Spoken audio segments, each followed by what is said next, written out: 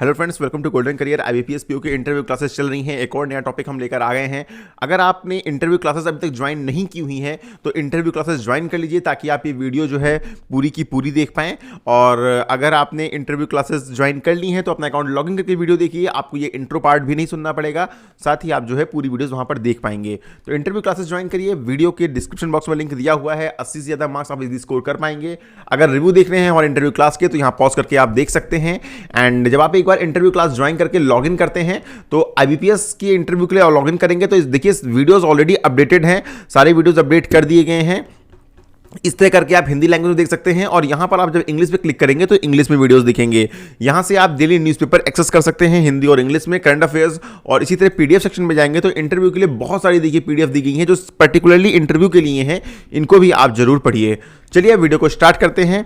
And description box में interview class join करने का लिंक चेक करिएगा।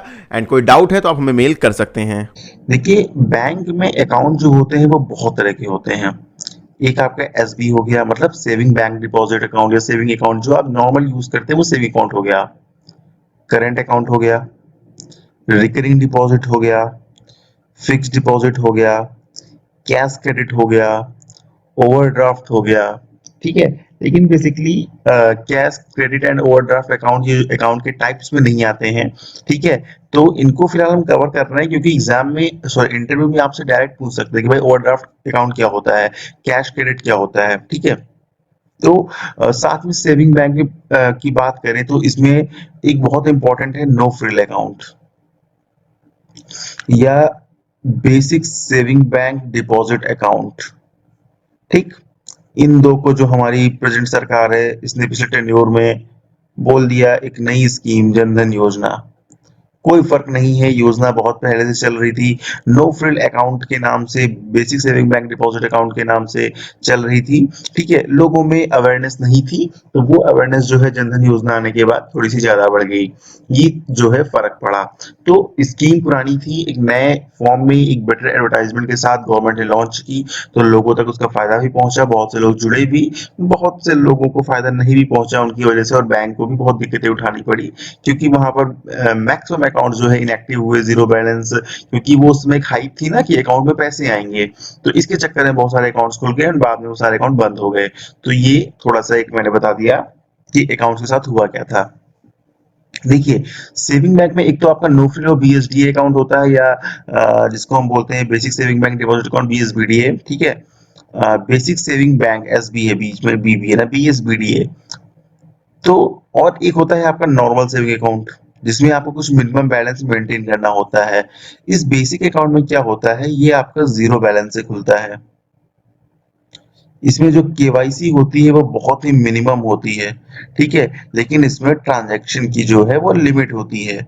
लिमिट क्या होती है कि एक साल में आप 1 लाख रुपीज से ज्यादा अपने अकाउंट में जमा नहीं कर सकते हैं, ये होती है ट्रांजैक्शन की लिमिट। ठीक है। और नॉर्मल सेविंग बैंक अकाउंट होता है, उसमें कोई लिमिट नहीं होती है, उसमें आपको फुल केवाईसी लेकिन करना होगा। आधार कार्ड, पैन कार्ड ले जाके या फिर आपको कोई आईडी प्रूफ, एड्रेस प्रूफ ले जा करके बैंक में अकाउंट खोलना होगा। ठीक है। ये हो गया आपका सेविंग बैंक डिपॉजिट अकाउंट। इस अकाउंट में जो भी पैसा होता है उस पर यूजुअली 3.5 से लेकर के 4% तक इंटरेस्ट मिलता है आपको। अगर हम बात करें सभी कॉमर्शियल बैंक्स में, जो छोटे बैंक से, पेमेंट बैंक से, एयरटेल पेमेंट बैंक से, पेटीएम बैंक है, ठीक है, ये सब थोड़ा ज्यादा इंटरेस्ट दे रही है लेकिन हम यहाँ पर उन बैंक्स को इंक्लूड नहीं कर रहे हैं। 3.5 से 4% का इंटरेस्ट रेट मिलता है।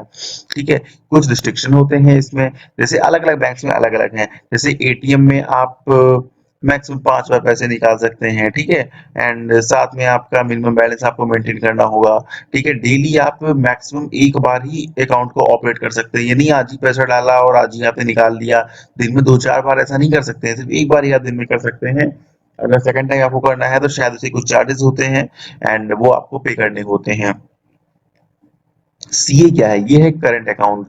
करंट अकाउंट किसके लिए होता है? करंट अकाउंट होता है बिजनेसमैन के लिए।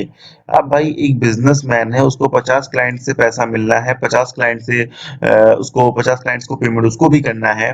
तो क्या होता है कि वो 2-4 करोड़ रुपए या 10-20-30 लाख रुपए अपने पास तो रखेगा नहीं, सेफ नहीं है, तो वो बैंक में करंट अकाउंट खुलवा लेता है। इस करंट अकाउंट में मिनिमम बैलेंस की रिक्वायरमेंट जो ज्यादा होती है, यूजुअली वो 5,000 से स्टार्ट होती है।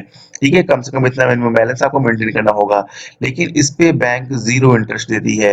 आप 20 लाख रुपए 1 साल तक करंट अकाउंट में पड़ा रहने दीजिए, कोई इंटरेस्ट नहीं मिलेगा, 0 इंटरेस्ट मिलेगा, ठीक है। लेकिन इसमें सुविधा ये होती है कि आप दिन में कितनी भी बार पैसा जो है वो डिपॉजिट कर सकते हैं और दिन में कितनी भी बार जो है वो आप पैसा विथड्रॉ कर सकते हैं, ठीक है। तो ये इसमें फैसिलिटी होती है, इसीलिए बिजनेसमैन के लिए अकाउंट जो है वो अच्छा है।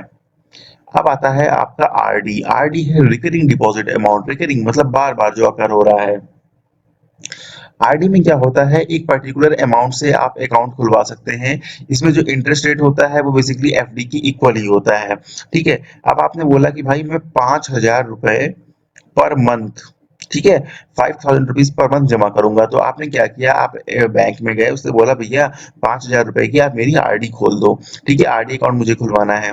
क्यों? आरडी अकाउंट में आपको इंटरेस्ट ज्यादा मिलेगा, लेकिन आपको पर मंथ फिर इतना अमाउंट जमा ही करना होगा अपने रिकरिंग डिपॉजिट अकाउंट में, ठीक है। लेकिन इन अकाउंट्स का आरडी और एफडी दोनों का प्रीमेच्योर क्लोजर भी हो जाता है। आपने आज अकाउंट खुलवाया, 10 दिन बाद आपको लग रहा नहीं यार मैं नहीं चला पाऊंगा, मुझे पैसे की जरूरत है, तो आप इसको बंद करवा सकते हैं, ठीक है। उसमें पेनल्टी इंटरेस्ट जो है बैंक वो लेगी, पूरा इंटरेस्ट आपको पे नहीं करेगी, ठीक है। तो इसमें आपको हर मंथ जो है एक डिफाइनाइट अमाउंट जमा करना होता है।